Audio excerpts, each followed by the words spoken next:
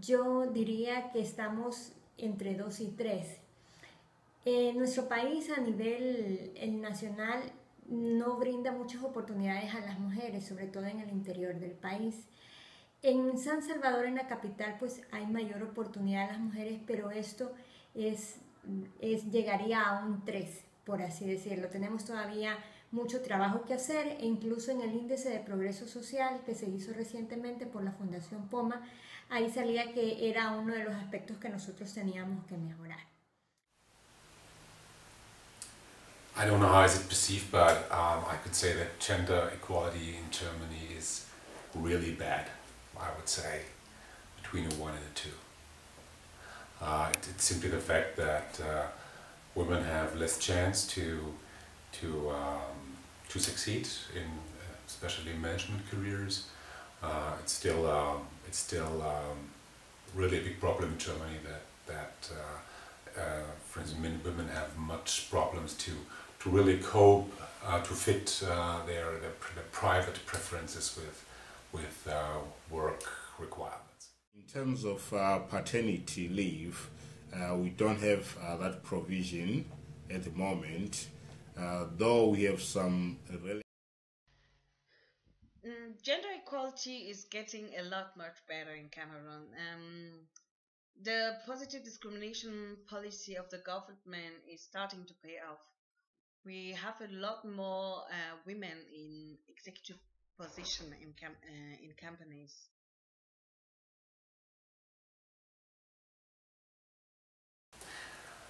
While this is growing in Germany, so we find more and more men who do this, but still it has a kind of image. So men who have this kind of leave, they are very often perceived as not so tough, you know, or have not so much career aspiration. So I don't think that it's really well accepted, but it's changing currently.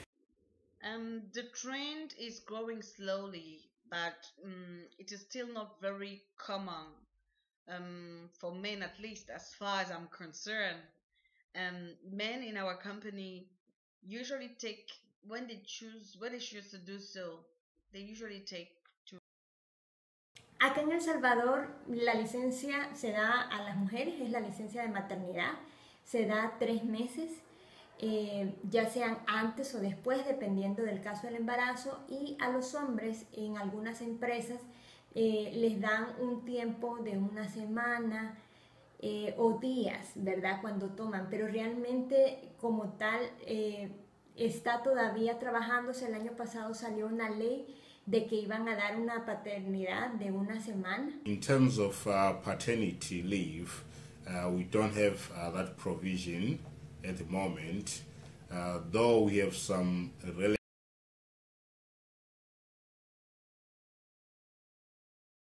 at the present moment, but strides are being made to empower women.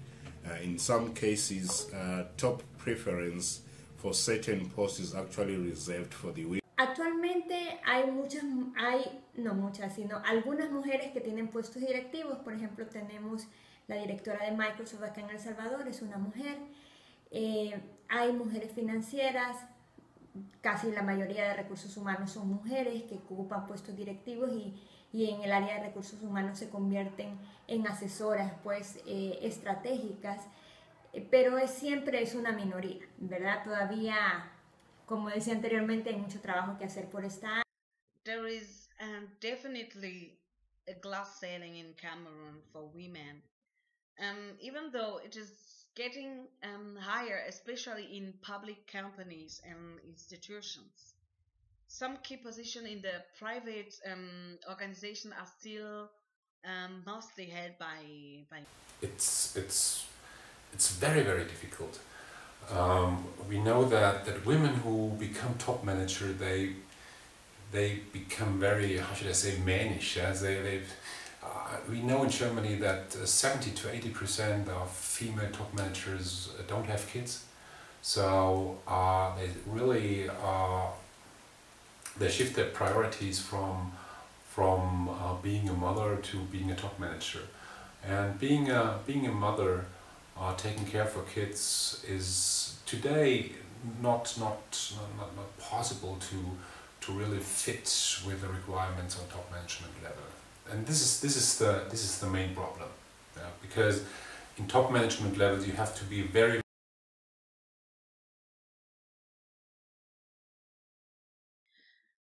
Companies in Cameroon don't consider very much family planning.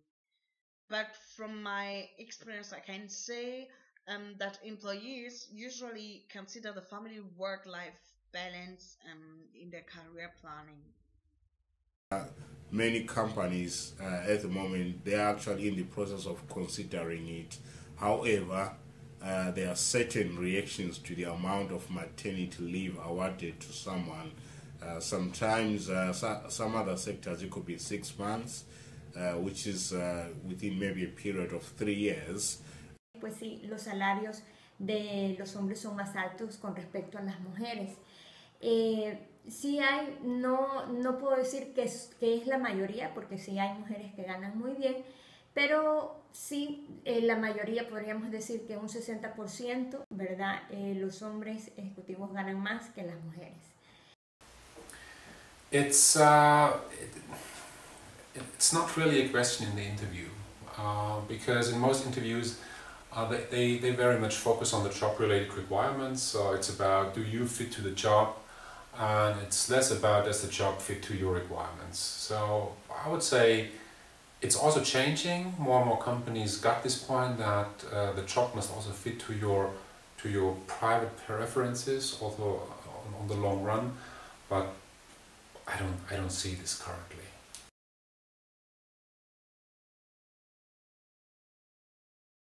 Though also we have a situation where we have no wage gap. Wages are based on grading systems, which have nothing to do with gender, e.g. Patterson system and Castellon system.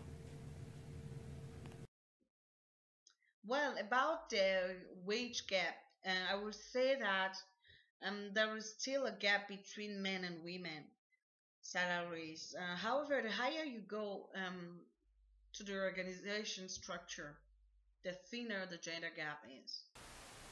Yes, it does. In Germany we have typical female position and typical male position. This is also changing, but it's still dominating. So think about nurses. They are mostly female, and there is this common idea which always was there in history, that it's not the women who work, it's the men. So if the woman wants to work, it's just because for fun, but it's not for living. So in the market there was this mechanism that women don't have to earn so much because they don't have to be there for a living. It's just for fun. So that's why nurses don't earn so much. But this is simply not fair because they have much responsibility and so on. They should get equally paid. Nuestras leyes dicen, ¿verdad?, que nosotros no podemos discriminar a una mujer porque esté embarazada, ¿verdad?, o si está planificando.